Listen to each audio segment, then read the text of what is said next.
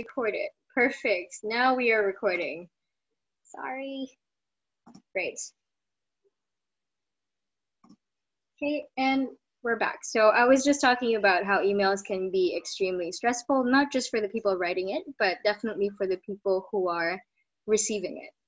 Okay, and just now when I asked some of the interns how long they usually take for emails, some of them say 30 minutes, some of them take 5 minutes, which is very good. Great. So the point is, make it easy.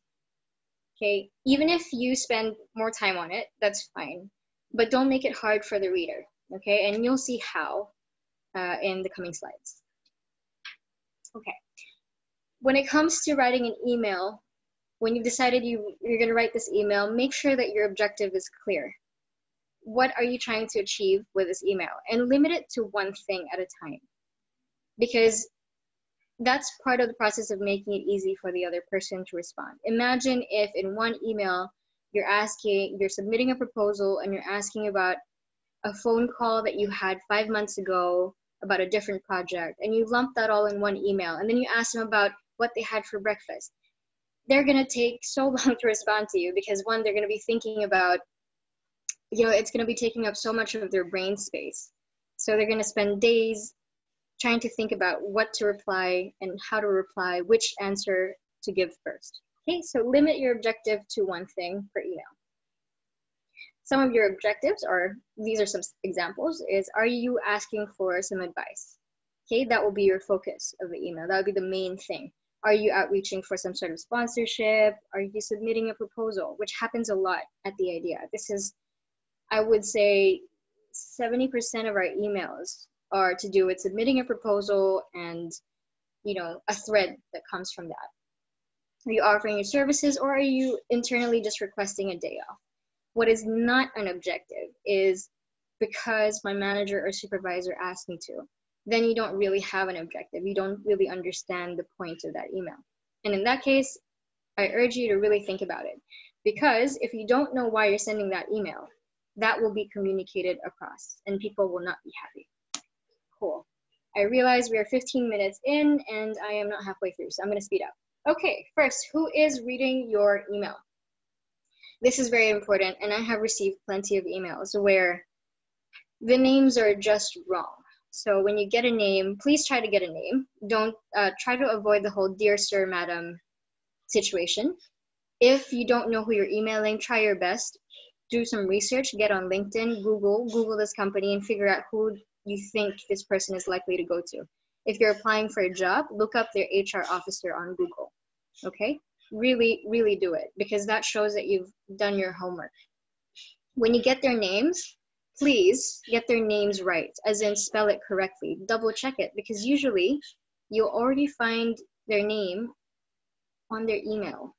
So there's really no excuse. Or, especially if you've exchanged emails plenty of times and you still get their name wrong, that is very annoying. And it shows that you're not paying attention to detail. So please, please, please get their names right.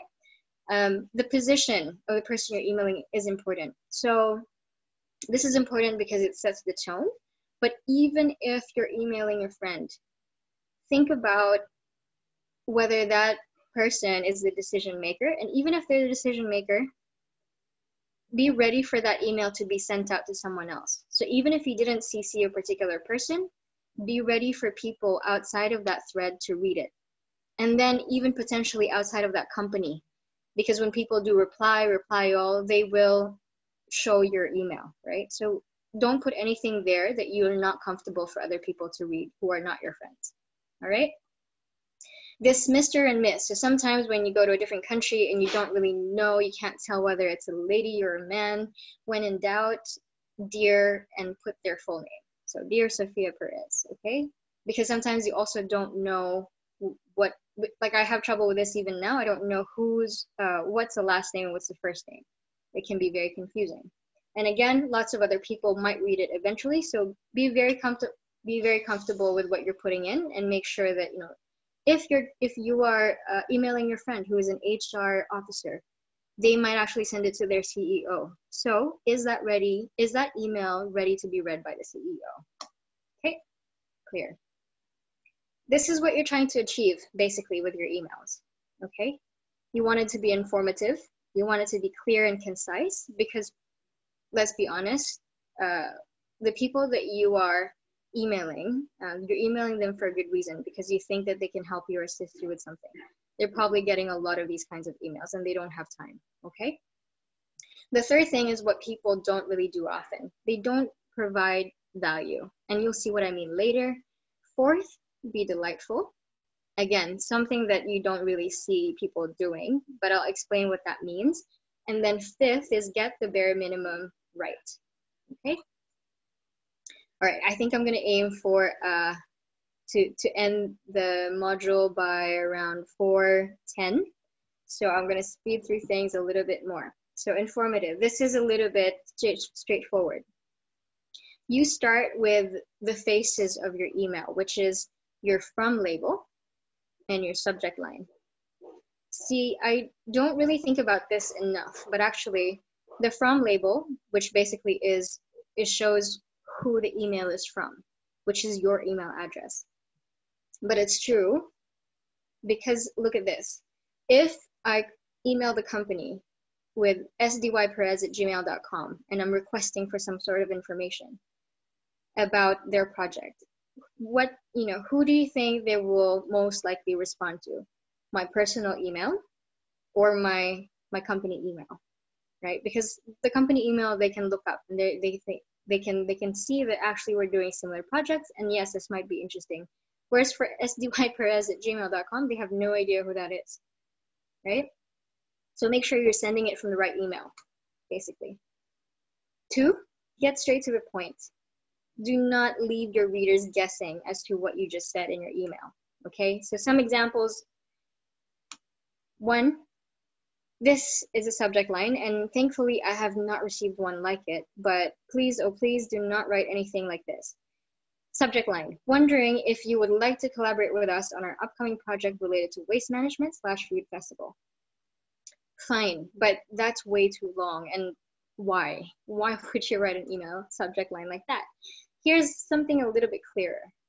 Potential collaboration opportunity for waste management campaign partnership at the Slaprea event. It's okay, still very wordy though. Now this one, slightly more concise. You can shorten this and improve this further. Partnership opportunity, waste management campaign, Slaprea 2021. So you have all the key components of that, what that email is going to be about. Okay, and they can even look up what is Slaprea. They can look that up very easily. All right, good. The second thing is you want to be clear and concise. You want to use easy language, simple and very easy to understand, okay? For example, what not to do.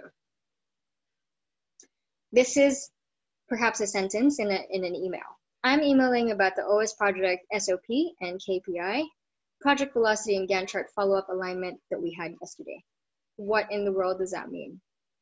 You're gonna leave your readers really confused and they'll have to read that 3 to 5 times to really understand what that means. It's full of jargon, which is, sometimes when businesses get together, they just assume that everybody understands their language, but some of this is very internal language that people from outside may not understand. But this one is an internal one. Still, it's very hard to understand.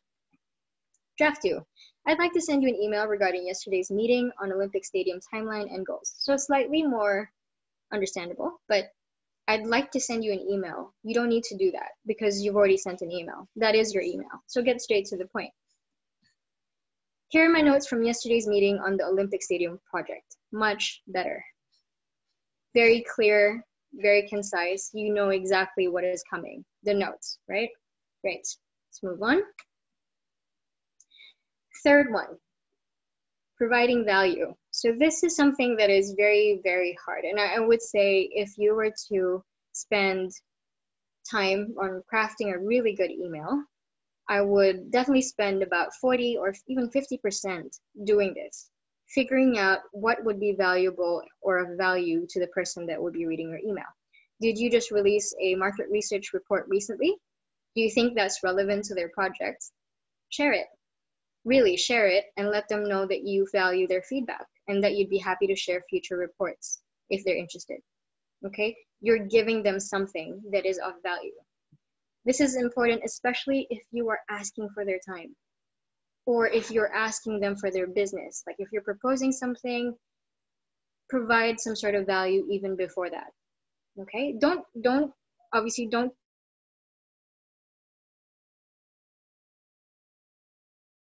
conduct a market research for the sake of it, but you know, if great, moving on.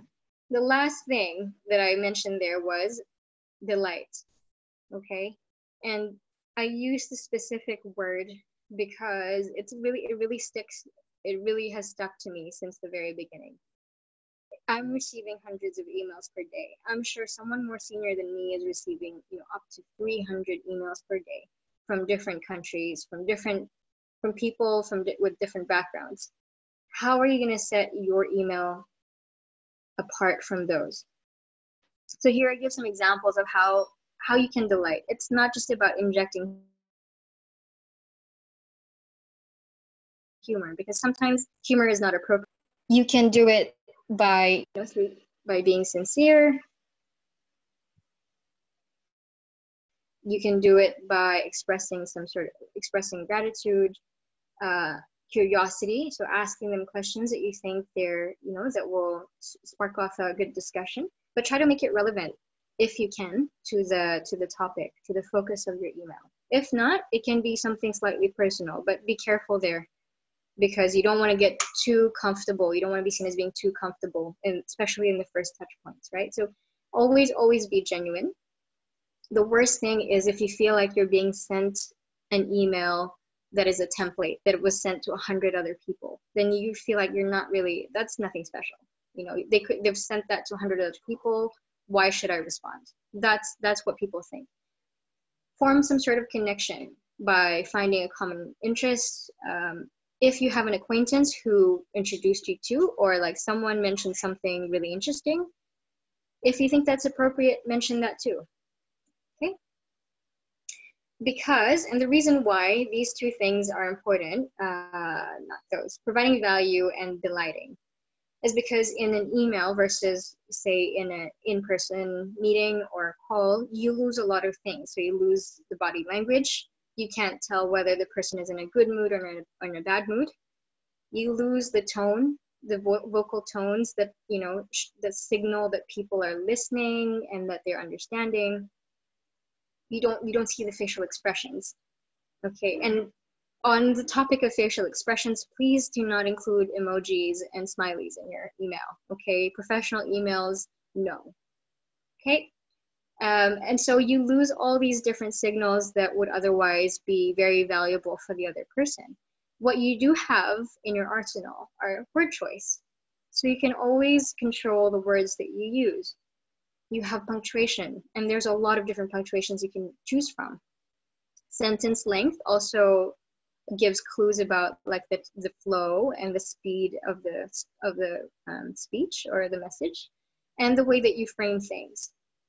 So I'm not gonna do a deep dive on these, but you can definitely ask me later on, and if there's anything in particular here that you find interesting.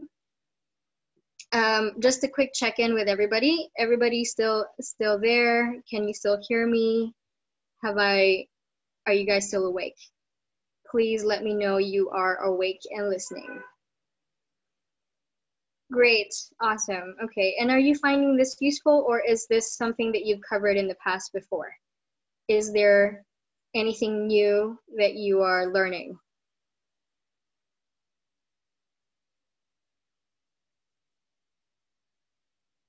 Okay, that's so nice, Yume. Thank you very much.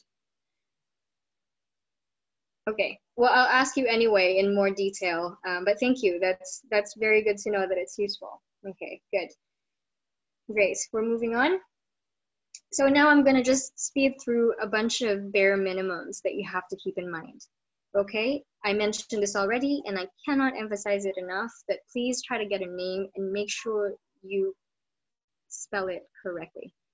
Okay, okay, even if you don't mean to, the other person may think it's just lazy, and it's actually this simple small things where you show respect, is that you've paid attention, and here, I get your name right every single time. And if you get it wrong, You can also acknowledge that later when you're feeling a bit more comfortable in person. Hey, I'm so sorry. I didn't realize that I was spelling your name wrong the whole time. Blah blah blah. That could even be a conversation starter. Oh, it's because my niece has the same name actually, and that's the way that they spell it. So I just sort of assume everybody has the same spelling, but so sorry, not going to happen again, right? So that sort of is a way for you to form connection. But don't get it wrong deliberately just to form connection. That's not what I'm trying to say there, okay? Anyway, just wanted to clarify.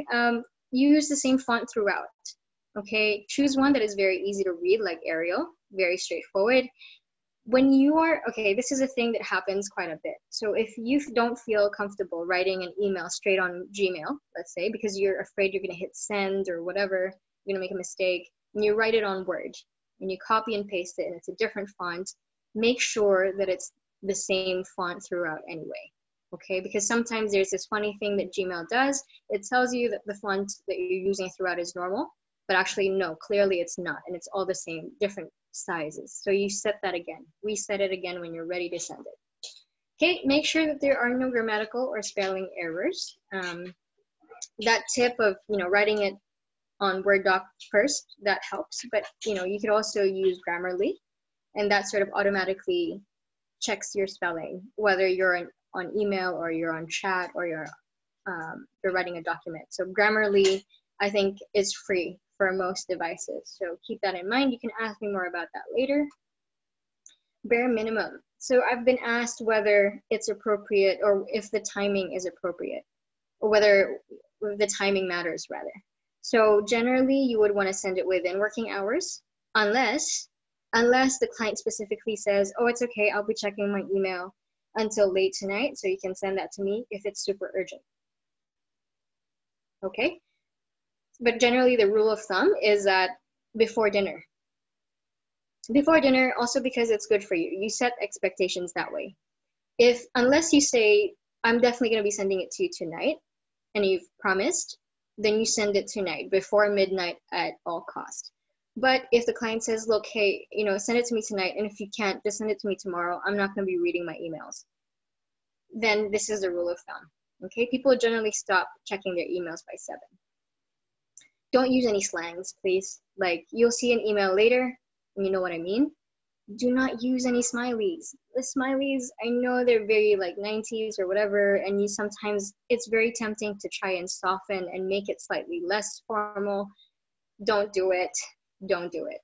And I've also seen this quite a bit, but the short form for bong, and I know it's respectful, but I really don't want to be saying yes be on an email with a client, okay? Because again, that email might be sent to a CEO who may not know what in the world yes be or yes BB means, okay? Please don't do it. Okay, and then a question about sign off. For me, I've always used thank you. I think it's formal. It's not too formal.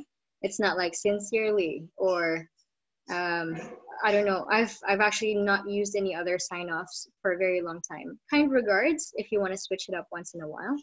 If you want to get creative, just make sure that you can read the other person correctly on the other side. So if maybe you've exchanged other emails in the past, maybe you've worked on other projects and you have a very good rapport with this person, good relationship, then you can say cheers, Maybe culturally you also have to think about whether that's appropriate or not, right? So always be thinking about the reader on the other side.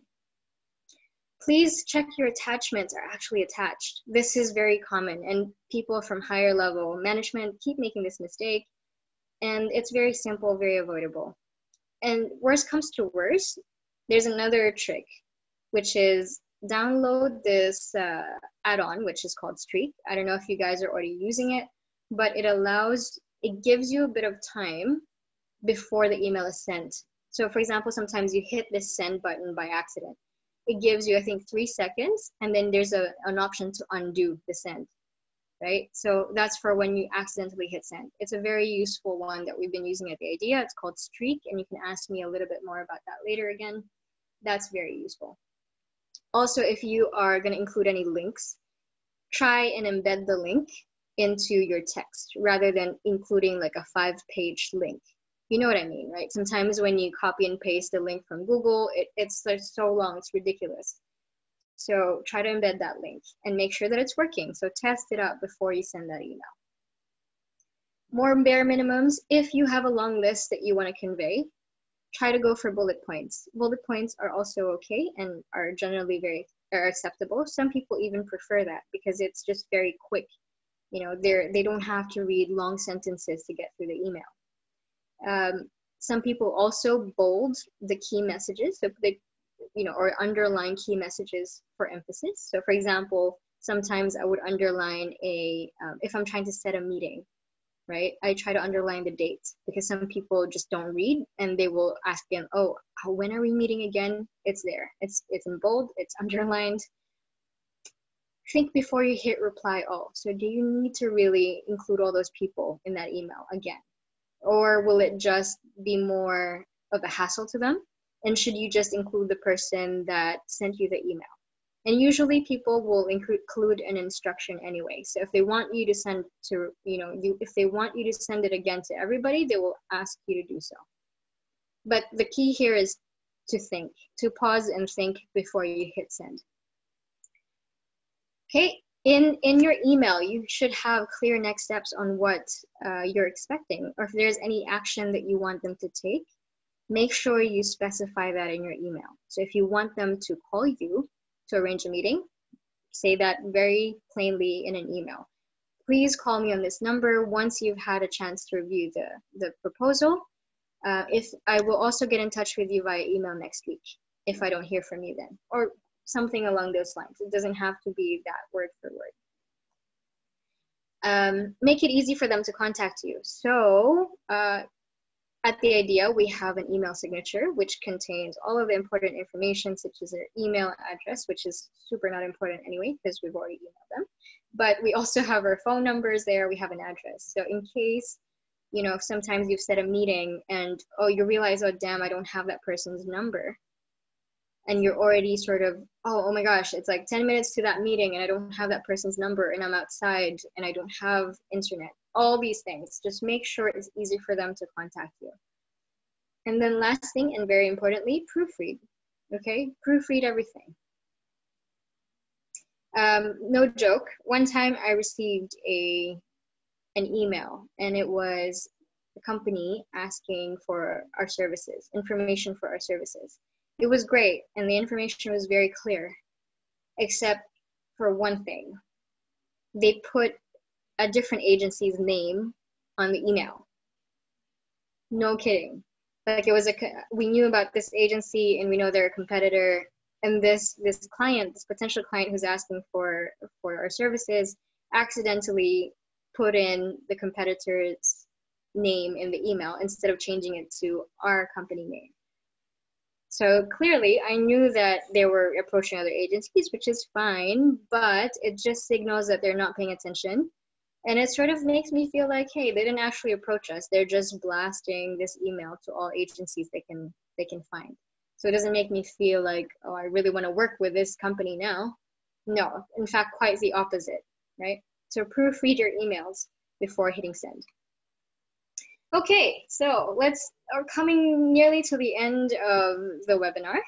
And now is more of the interactive portion of this. This is an email that we received, and I blocked out the name of the company, but I think some of you can guess it already. And if you were by any chance in the office earlier, we were talking about this, Yong, please do not participate. But I want you to take a good guess, just any quick guess, and put it on the chat as to who this email might be from.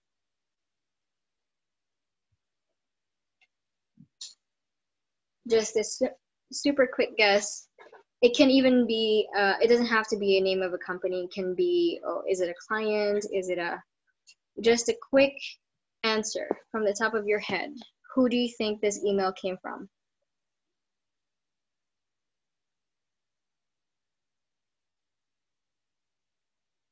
Okay, there's a guess from Google. Why do you think that?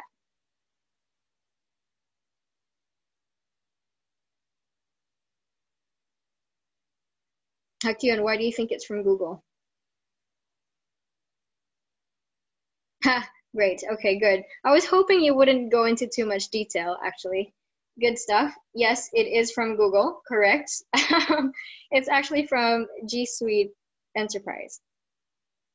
And that's, it's, for me, that's surprising, because if you didn't see it, actually, when I first showed it to Callie, she said that it looked like one of those scam emails, where you're like, oh, send us some money and we will get you some in return, and here are the services that you will get, in bold and in different fonts. So you can see here, there are like 3 different fonts that they're using, font sizes, and it's just a little bit of a mess, honestly, right?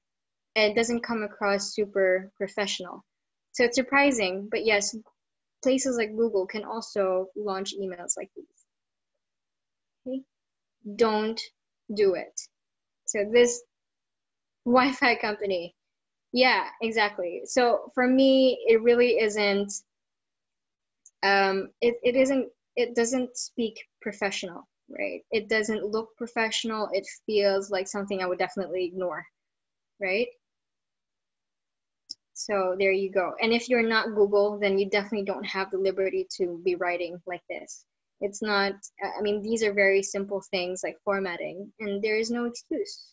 Everybody has a computer, everybody has some sort of word processing platform. Please use those. Grammarly, again, is good, but that's mainly for spelling. For formatting, I suggest really just looking at the details, paying attention to the details. Okay. So here's a little exercise. I don't expect you to read this now, but do take a screenshot quickly right now. And once you have, please tell me that you have taken a screenshot by just saying hi on the chat. As in just message hi. Great. Waiting for a few more so that I can move on. Fantastic. I think that's right about everybody, right? Great. So you see, these are 2 different emails. I think that's clear. What I want you to do, if this is an exercise for you guys, is I want you to read through the 2 emails. I want you to spot every mistake that you can possibly spot. And I'm not saying that one is better than the other, or that one doesn't have any flaws. Just anything that you can spot, write it down as bullet points. Please don't write me paragraphs of mistakes. I will not read it. Write your improved version. So actually rewrite this email, because there are 2 versions of a similar email. I want you to write your own version, and I really want you to make it your own. And then, as you notice, there's no subject line, so please write a good subject line. Otherwise, if I don't see a good subject line in my inbox, I will not read it. Okay? Send it to sophia@theideaconsultants.com by Monday, 5 p.m. And as you can see, I've underlined Monday, 5 p.m. just so that you know. And this is the coming Monday, so next week. And then once you've done that, I will send you some feedback on your email, along with, and then in return, I'm going to send you a feedback form so that you can give me some feedback on today's session. Okay. Do you have any questions for me? Now is a really good time. And then for the next, let's say 10 minutes, I'm gonna try and answer them. And if not, I will definitely take note. Ingchu, can you actually please help me take note of all the questions that come from this session? Because if you guys didn't know this, but I asked Ingchu beforehand about things that he would like to know about emails, and I based this module on some of those things. So thank you, Ingchu, for doing that. And now he will help develop further modules that are slightly more advanced. So one of the things that I didn't answer is, how to deliver a difficult message through email. So that's a very good question, and I think that's slightly more advanced, right? So that can be one of them. But actually now feel free to, good. How long, some are coming through. How long is it appropriate to send a follow-up email? What is an appropriate response time to an email? Great. So generally for the idea, we try to respond within the same day. If you can, and if you're not, if it will take you, okay. There are different approaches to this, right? And it really is depending on your style. So you will find out your style only by sending emails. And yes, you will make some mistakes, but eventually, you will polish this up and you will learn what suits you and what you're comfortable with. But generally for me, I don't want to respond immediately just to say that, hey, I've received it, I'll get back to you. That for me is something that I would say on chat, but not by email. Some people like to do that. That's actually really nice. Let me get to that 1 second. So, how long is appropriate to send a follow-up email? I would say within 3 business days is good for our purposes. And an appropriate response time to email is, within the hour if you can. And if you can answer the questions quickly, do it immediately so that it's outside of your, you don't have to keep thinking about, oh my God, that email that I have to respond to. And this is something that I'm still working on. So better, make that a habit as soon as possible. But generally, you'll see that in some industries, it's within 3 business days. But at the idea, we try to respond, within the next day, if possible, right? So we try not to keep them waiting, especially if there's a question there that's related to a project. And if it's your client asking you a question, if for some reason you can't get to your email, you should always have an email responder that says, hey, I'm on holiday at the moment. If you have any urgent things, please email this other person who is also part of the project, right? Okay, so there should never be a time actually where people are waiting too long for emails. The trick, Poyong, that you mentioned is only putting in the receiver after you proofread everything. I also do the same. So honestly, I don't put the receiver in until I'm sure that that's exactly the right email that I want to send. So very good, you're doing that already. How do you sound more friendly or more fun in an email? Yes, this is a common problem. I also have this problem. I've had this problem for a very long time. So if I go back to this previous example, if you see the green email down the very bottom, right? I talk about something that's slightly personal. I hope you have a happy Lunar New Year. Nicole mentioned that you're planning a short weekend trip to have a wonderful trip and enjoy the seafood. So it can come a little bit later. So if you want to keep the formal part up top, which is the main focus. So here the focus is a proposal, right? So you want to make sure you don't just immediately ask about that. Or some people also say, if you're comfortable and if this is someone that you've been communicating with for a while, then you can start off with, hey, I heard you're heading to a trip here. I hope you have a really good time. Here is the proposal that we've been working on together. We had a great time. So you can choose different words that will have a more friendly effect and tone for your email. One very clear one that I was discussing earlier with Callie also is the use of but and end. So sometimes in a sentence,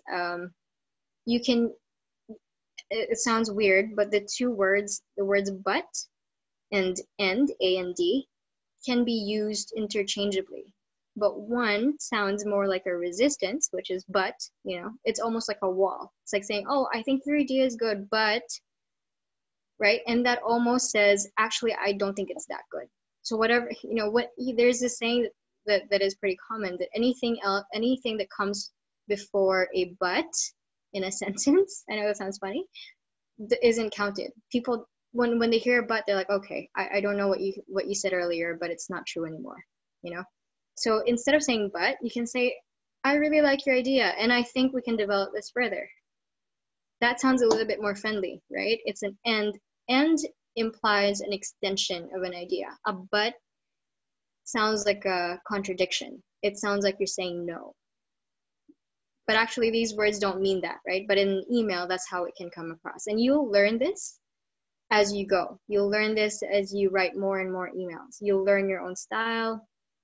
Also, what's really important, not just to proofread it yourself, but I've actually had to ask some of my friends to do it. In the beginning, when I was super stressed out about writing emails, I've had to ask people who are not at all in the conversation to read it, fresh eyes. They don't know what the context is. They don't, they've not been part of the conversation. I want them to tell me how it comes across. And sometimes the they tell me, oh, this word sounds really harsh, right? So for example, if you're saying something like, hi, I'm reaching out to inform you that, or I'm reaching out to submit a proposal regarding the conversation that we've had previously, that sounds really cold and harsh. Whereas if you say, hi, thank you for the wait. We really enjoyed writing this proposal and we're very happy to share it with you finally. Great, right? That immediately sounds a little different and it feels different too.